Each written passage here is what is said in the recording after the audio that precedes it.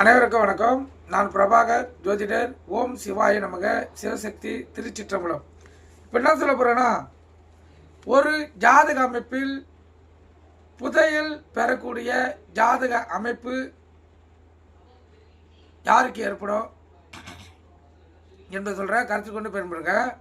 ஒரு ஜாதகத்தில் 9ஆம் வீட்டுக்குரியவர் 8ஆம் இடத்தில் இருந்து, அதாவது லான் போட்டிருக்க லக்குனம், அங்கிருந்து 9ஆம் இடம், அந்த 9ஆம் இடம் தான் தந்தையை குறிக்கக்கூடியது. கருத்தில் கொள்ளுங்க.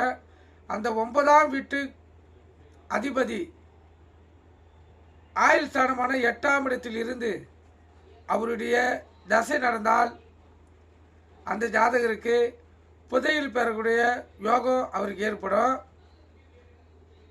இதில் மற்றொரு கிரக சேர்க்கையோ எந்த கிரகத்தின் பார்வையோ இருக்கக்கூடாது.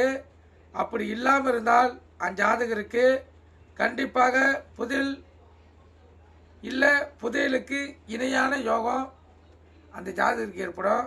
நீங்கள் கருத்து கொண்டு பயன்பெறுங்க. நன்றி, வணக்கம். வாழ்க வளமுடன்.